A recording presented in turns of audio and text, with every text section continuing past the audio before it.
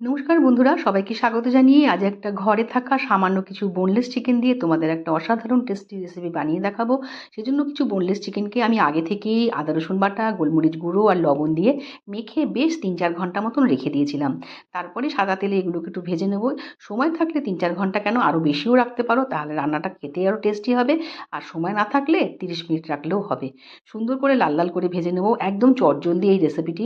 আর তেমন কিছু লাগে না, ঘরে থাকা উপকরণ দিয়েই কিন্তু দারুণ একটা টেস্টি খাবার আমাদের বানানো হয়ে যায়। বেশ সুন্দর করে চিকেনগুলো বেশ লাল লাল করে ভেজে নিয়েছি। আমি চিকেনগুলোকে আর তুলে নিলাম না, ওর মধ্যেই ওই তেলের মধ্যেই বেশ কিছু রসুনের কুচি আর দুটো পেঁয়াজের পাপড়ি আমি এমন করে একটু হালকা করে ভেজে নেব। কোনো রকম বেশি লাল করে তো ভাজবোই না, এটার জন্য একটা ক্রাঞ্চি ভাব থাকে, তাহলে কিন্তু এটা খেতে ভালো লাগবে। এবারে সুন্দর করে ভেজে নেওয়ার পর এর মধ্যে আর তেমন কিছুই দেবো না, দিয়ে দেবো ঘরে থাকা কিছু ক্যাপসিকাম কুচি আর সামান্য পরিমাণে কিছু লঙ্কা কুচি। তোমরা ইচ্ছে হলে এখানে আরও গোলমরিচ গুঁড়ো দিতে পারো। আমি আর দিইনি, কেননা যেহেতু গোলমরিচ গুঁড়োটা আগেই দেওয়া ছিল চিকেন ভাজার সময়, তাই আর দিইনি।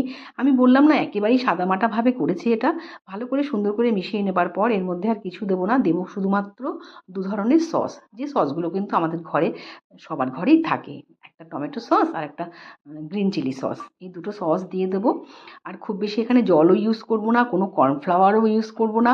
এটা আমি একেবারেই ড্রাই ড্রাই রাখছি, যাতে খেতে কিন্তু এটা তোমরা স্ন্যাক্স হিসেবেও খেতে পারবে, আবার কিছু দিয়েও খেতে পারবে, যেমন ফ্রাইড রাইসের সঙ্গে তো ভালোই লাগবে। ভালো করে মিশিয়ে নেবার পর শেষে আমি দিয়ে দেবো একটুখানি ভিনিগার, অবশ্যই দিতে হবে, একটা টক টক ভাব আনতে হবে।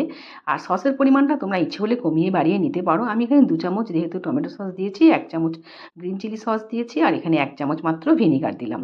ভালো করে মিশিয়ে নেবো, আর 1 চামচ কি 1.5 চামচ মতন জল দিয়ে এটাকে 2 মিনিট মতন একটু ঢাকা দিয়ে রেখেছিলাম। চিকেনগুলো যেহেতু অনেক আগেই ম্যারিনেট করা ছিল অনেকক্ষণ সময় ধরে, তাই চিকেন কিন্তু এখন সিদ্ধ হয়ে গেছে। এটা সিদ্ধ হতে সময় লাগবে না। রেসিপিটা যদিও ছোট, তোমাদের কেমন লাগলো অবশ্যই জানিও, আর আমার সাথে থেকো, তাহলে আমার